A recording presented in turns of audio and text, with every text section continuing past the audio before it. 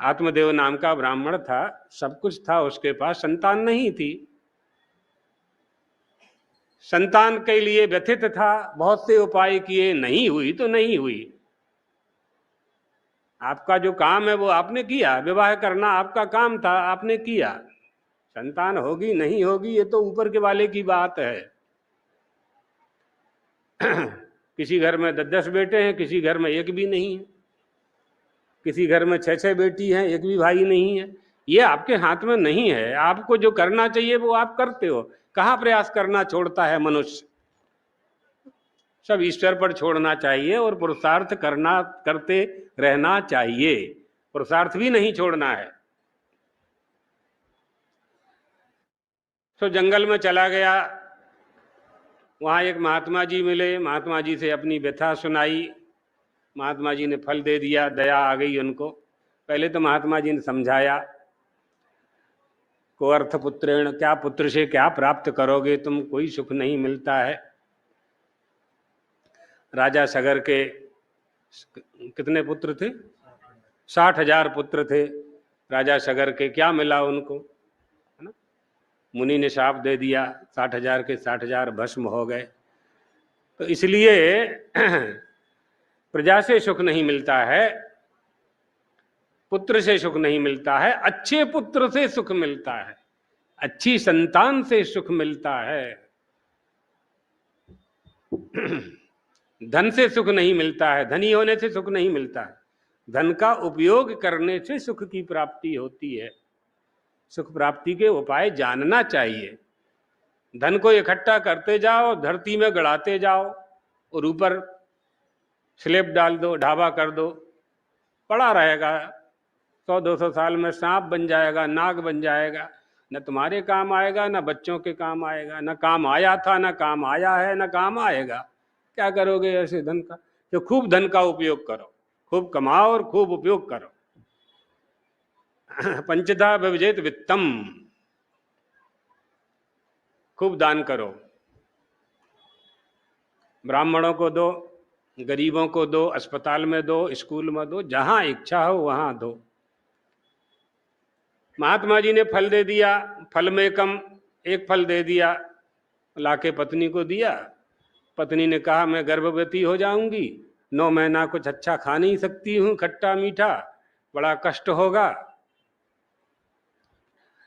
और अगर इसी बीच में बरसात आ गई, बाढ़ आ गई, तो घर में पानी भर जाएगा, मेरा सामान सब चला जाएगा नदी में, मैं संभाल नहीं पाऊंगी। जब मैं गर्भवती हो जाऊंगी तो जन्म के 1-2 महीने पहले नंद आ जाएगी, तो नंद पूरा सामान ले जाएगी, मैं तो चल फिर नहीं सकती हूँ गर्भवती होने के कारण। ऐसे नाना नाना नाना प्रकार के विचार, नाना प्रकार के विचार।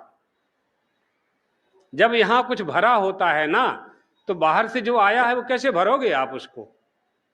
महात्मा का प्रसाद तो प्रसाद है, कृपा को अंदर कैसे ले जाओगे? अंदर तो वासनाएं भरी हैं, कामनाएं भरी हैं, संसार का प्रेम भरा है, तो द्वारकाधीश की कृपा अंदर कैसे प्रवेश करेगी? द्वारकाधीश की कृपा अंदर प्रवेश करे, इसके लिए थोड़ी यहां स्थान खाली होना चाहिए, जगह खाली होना चाहिए। सो अपनी उसकी कोई बहन थी, उसको बुला लिया और उसको सारी समस्या बताई। उसने कहा कि कोई बात नहीं, चिंता मत कर, जैसे को तैसा मिले, मृगा मृगई संग मनुब्रजंती, सबकी दोस्ती हो जाती है। तो उन दोनों की दोस्ती हो गई और उसने कह दिया, बता दिया कि मैं भी गर्भवती हूँ, मेरा बेटा होगा तुझे दे दूंगा, तू मुझे कुछ पैसा दे दे और मैं तेरे घर में रहने के लिए आ जाती हूँ, और तुम घोषणा कर दे कि मैं गर्भवती हूँ और दरवाजा बंद करके विश्राम कर। बस पति के साथ छल किया, वृत्ति बिगड़ गई, विचार बिगड़ गया, क्रिया बिगड़ गई। तो क्रिया बिगड़ेगी तो फल भी बिगड़ेगा। करेले की बेला में अंगूर का फल नहीं आएगा कभी भी। नियत बिगड़ गई, नीति बिगड़ गई, धर्म नीति ही धर्म है, धर्म बिगड़ गया। फल का क्या करें? का महात्मा की परीक्षा ले लो, असली था कि नकली था। एक चेला हमारे बड़े गुरुजी के पास, जगत गुरु शंकराचार्य जी महाराज पीठद्वयाधीश्वर के पास आया। हम लोग वहीं खड़े थे, मध्य प्रदेश में उनका आश्रम है। तो उसने आकर के कहा कि गुरुजी, कोई ऐसे महात्मा का नाम बता दो जिनसे हम जाकर के गुरु मंत्र ले लें। तो महात्माओं की भी परीक्षा लेते हैं लोग। गुरुजी ने कहा कि हम तुम्हें महात्मा नहीं लग रहे हैं। ये बात, खोजते रहो, तुम खोजते रहो। बुद्धि अगर शुद्ध है, निष्ठा है महात्माओं के प्रति, तो मिल जाएगा, अच्छा मिल जाता है। अच्छे लोग हैं, अभी भी हैं, खूब अच्छे लोग हैं। हम कैसे हैं पहले ये विचार करना है। जो गाय को फल दे दिया, तो गाय ने भी जन्म दिया, और यहाँ उसकी बहन को भी जन्म हुआ, बालक का जन्म हुआ, और उसका नाम, उसकी पत्नी का नाम धुंधली था। आत्मदेव के की पत्नी का नाम धुंधली था, तो उसने अपने बेटे का नाम धुंधकारी रख दिया। और ब्राह्मणों ने गाय से जो बालक का जन्म हुआ था, उसके कान गौ जैसे थे, गौ माता जैसे थे, तो उसका नाम गोकर्ण रख दिया। इस तरह से उनका नामकरण हुआ। धुंधकारी बड़ा अत्याचारी था, धुंधकारी महाखल था, और गोकर्ण बड़े धर्मात्मा थे।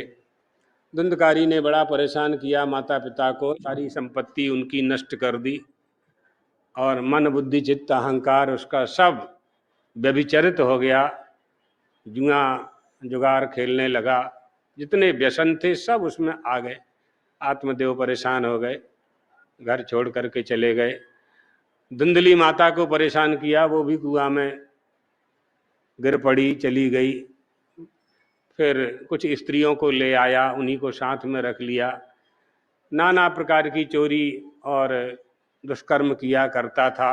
उन स्त्रियों ने सोचा कि ऐसा ही करता रहेगा तो राजा के मंत्री लोग, सिपाही लोग इसके साथ इसको पकड़ करके घर तक आएंगे, और घर में हम लोग मिलेंगे तो हम लोग भी पकड़े जाएंगे। ऐसा सोच करके उसको कमरे में ही बंद करके मृत्यु दंड दे दिया, और जला जलू करके वहीं गड़ा दिया। उसी में कमरे के अंदर ही उसको गड्ढा करके दफना दिया।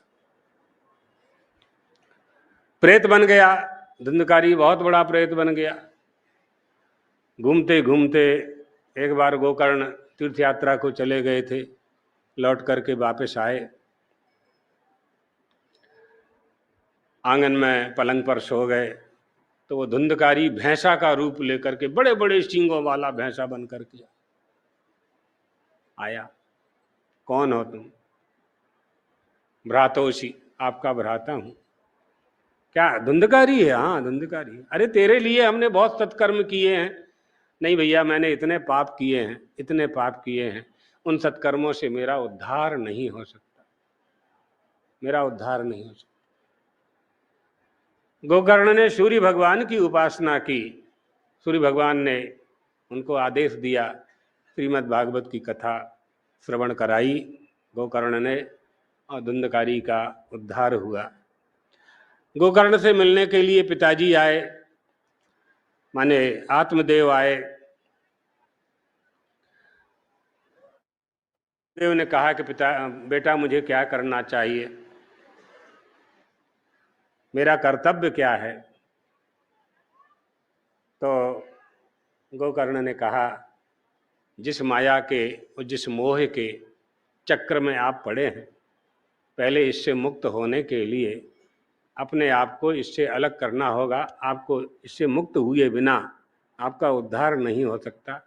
आपको महात्मा जी मिले थे, उनसे आपने पुत्र मांगा, उन्होंने फल दे दिया। आप उनसे अपने उद्धार का मार्ग पूछ सकते थे, अपने कल्याण का मार्ग पूछ सकते थे। ऐसा ना पूछ करके आपने पुत्र की कामना की। पुत्र से आपको सुख नहीं मिला, आपने देख लिया। पिताजी, धर्मम भजस्व सततम त्यज लोक धर्मान, सेवस्व साधु पुरुषान जहि काम तृष्णाम, अन्यश्च दोष गुण चिंतन मासु मुक्त्वा, सेवा कथा रसमहो नितराम पिबत्तम। भगवान की कथाओं का निरंतर सेवा श्रवण करते रहो, श्रवण करते रहो, श्रवण करते रहो, हमेशा उनका श्रवण करते रहो, धर्म का भजन करते रहो। भगवत भजन ही सबसे बड़ा धर्म है, निरंतर उसी का आश्रय लेना चाहिए। सभी प्रकार के लौकिक धर्मों से अपना मुख मोड़ लेना चाहिए, साधु जनों की सेवा करना चाहिए और भोग विलास से दूर रहना चाहिए। भगवत भजन करते करते जीवन व्यतीत करना चाहिए। अपने शरीर से मोह माया का त्याग करना चाहिए। देहे स्थिमान से रुधिरे अभिमतिम त्यजत्वम जाया सुता दिशु सदा ममताम विमुंचो। इतना सुंदर उपदेश दिया है पुत्र ने अपने पिता को। पिताजी, यह शरीर हड्डी मांस रुधिर का पिंड है, इसमें मैं आप हूं ये मान छोड़ देना चाहिए। पुत्र आदि को अपना कभी नहीं मानना है। इस संसार को, दिन को और रात को क्षणभंगुर देखना चाहिए। किसी भी वस्तु को स्थायी समझ करके उससे प्रेम नहीं करना है। उन सारी वस्तुओं का केवल उपयोग करना, उपयोग करवानी बात छे बस। लिपटना नहीं है, चिपटना नहीं है, अटैच तादात्म नहीं होना है उनके साथ। तादात्म्यता स्थापित करनी है परमात्मा के साथ और इन सब का उपयोग करना है।